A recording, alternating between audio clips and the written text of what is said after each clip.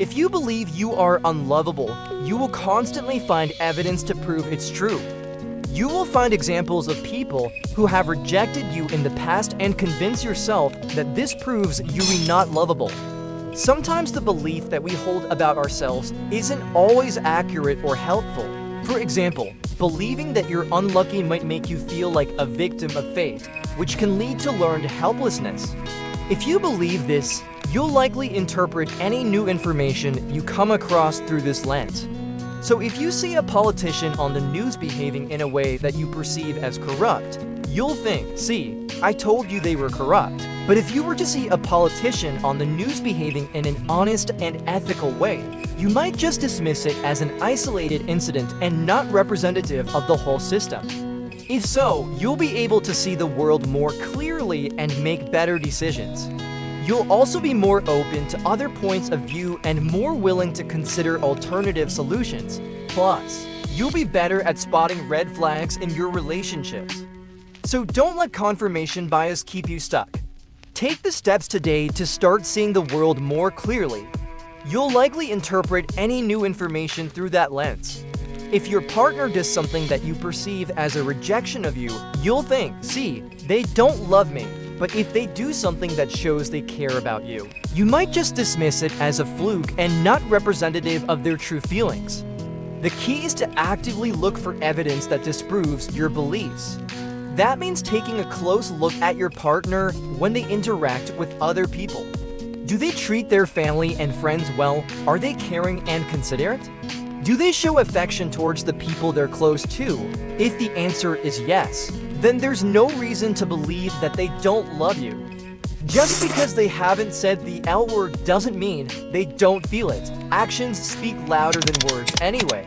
Instead of taking responsibility for your actions and working to change your circumstances, you might just give up because you think it's all pointless anyway.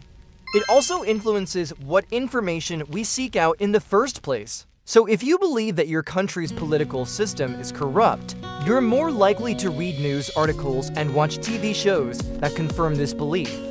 Pay attention to the types of information you seek out and the sources you trust.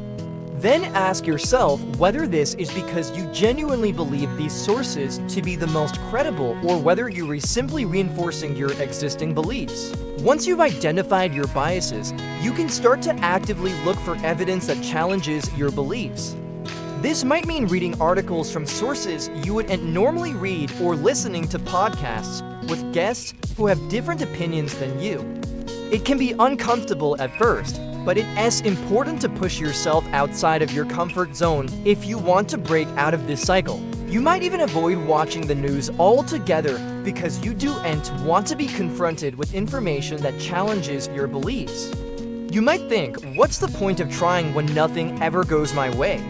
People surround themselves with information that confirms what they already believe and avoid information that challenges those beliefs. This creates a bubble where people are only exposed to information that reinforces their existing views, which makes it difficult for them to consider alternative perspectives and increases their willingness to accept their own opinions as facts.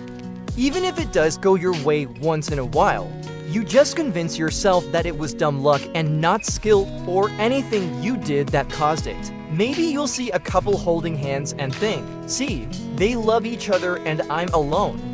It must be because I'm not lovable." Your mind will twist itself in a pretzel trying to prove your limiting beliefs right.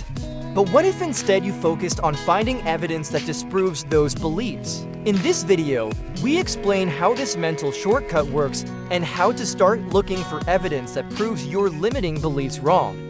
We all want to believe good things about ourselves, but sometimes our desire to protect our self-esteem gets in the way of seeing the truth. So how do you get out of this confirmation bias trap?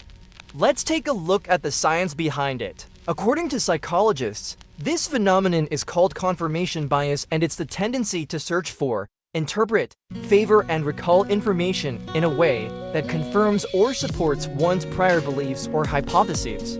We all do this to some degree. It's a mental shortcut that our brain uses to protect us from being overwhelmed by the amount of information we re-expose to every day.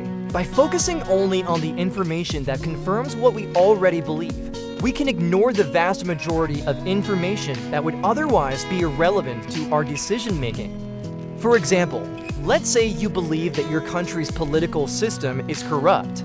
But here's where it gets tricky. Confirmation bias doesn't just affect our interpretation of new information. Psychologists peg this selective exposure as one of the main reasons why people become so entrenched in their beliefs these days.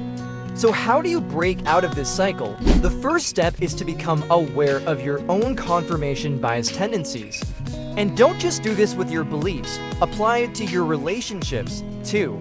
Maybe you believe that you're unlovable. If you can learn to recognize and overcome your confirmation bias,